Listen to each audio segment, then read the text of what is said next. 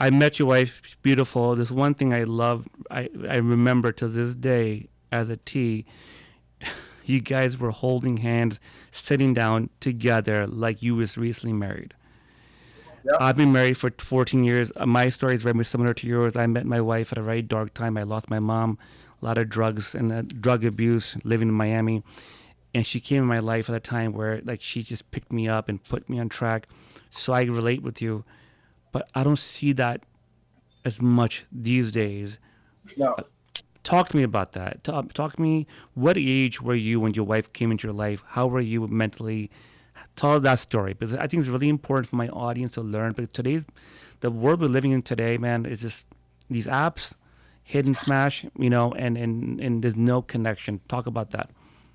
Well, so number one, my wife's my superpower, right? I mean, it's Wow. super important. She's my superpower. I mean, she's right over there. Baby girl, say what's up. Hey, How's it going? Yeah. awesome to see you. Good to see you again. Yeah, she's always right here with me. She's always right here. So, but what I'll tell you is there's this, me and my wife live by some rules, and it's, if you treat something like it's the beginning, there'll never be an end, right? And by the way, like even in business, you have to keep it new. Even in your life, like you got to keep your life new or else you lose sight of it. But so if you treat something like it's a beginning, there'll never be an end. If I see two people that are fighting or going to marriage counseling, I'm like, dude, if you guys just treated each other like you did when you first met each other, you guys wouldn't be fighting no more. And so that's a big one. If you treat something like it's a beginning, there'll never be an end. Number two, me and my wife aren't afraid to fight. We like to fight fast. We like to get shit over with. And then, if 5 minutes later after we fight, we honestly operate like we've never fought, like we're done. Like we could get into a big fight because me and her, we hold each other to very high standards. And when I say fight, I mean we fight about something that's bothering each other because we're best friends. Look, my wife's my fantasy. She's my best friend. She's my business partner. She's my workout partner. She's my counselor. She's the CEO. She's the mother of my children. She's my wife. I mean, she's everything to me. So when you're doing this life, I mean, we're rolling together every single day. When there's ever a problem, me and her, we fight to get it over with. We listen to each other, but we fight fair. We never get historical, which means we don't bring up shit from the past.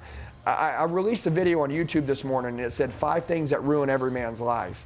And the number one thing was marrying the wrong person or having the wrong partner. Because listen, as a man, my wife, if I make a mistake, she can either build me up and say, hey, baby, God made you to be great. You had to go through this to get you ready for what you're going to go through next.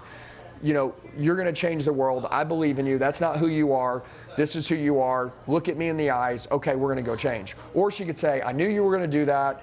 Why can't you grow up? And she could just cut your legs off every time.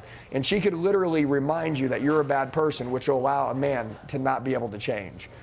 And the one thing that I love about my wife is my wife, anytime I've ever made a mistake, she's always said, Andy, like this is the time, this needed to happen for you to go to the next level. Now we're going to do that today. Today was a good learning lesson.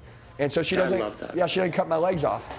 So I love that. yeah, we fight fair. Don't get historical. Stay pure. We don't cheat on each other, okay? Like common sense shit. I mean, but the main deal is we treat each other like it's a beginning. And then one last thing, we are where our feet are. You know what that means? We're at work right now. Okay, what does that mean? That means she's working, I'm working. Okay, cool. When we're at the gym, we're at the gym. When we're at home, we're at home. When we're with each other, we're with each other. When we go to dinner, we're at dinner. We're not on our phones. Hey, and I'm gonna tell you something cool about me. You probably don't know this, but I'm ultra disciplined, okay? So like, I know that human beings hate discipline. I know that human beings hate responsibility. I know they hate accountability. I know they hate pain. I know they hate suffering. So we get 100 to 150 million views every 30 days on social media. I don't even have social media on my phone. I don't have it. If you look at my phone right now, go to all 5 channels, 6 channels, I'm not on there. Listen, I've got social media on a computer in another office. I don't get notifications on my phone. If I want to go see what's going on social media, I'll walk into the next office. I've got a team that runs that for me. I am the content, but I don't watch that shit. I don't watch it, man. I'm telling you, everybody goes to sleep on a screen. They wake up on a screen. Look, dude, if you wake up out of bed and within the first 1 minute you're reaching over to grab your phone before doing anything else, you're an addict. And I'm telling you, this is the secret to success. How we built a 9-figure business in a short period of time is because literally I don't have these vices and crutches because I know how addictive, I'm an addictive person. I'm addicted to winning. I'm addicted to and having an obsession to these things. If I literally, think about it, watch my social media all day long, like I'm never going to get anything done. And matter of fact, I have anxiety rustling through my body because I'm trying to feel something that's fake. Social media, what we're doing right now is real. It's made to change people's lives, but just like anything, too much of it is bad for you. Okay?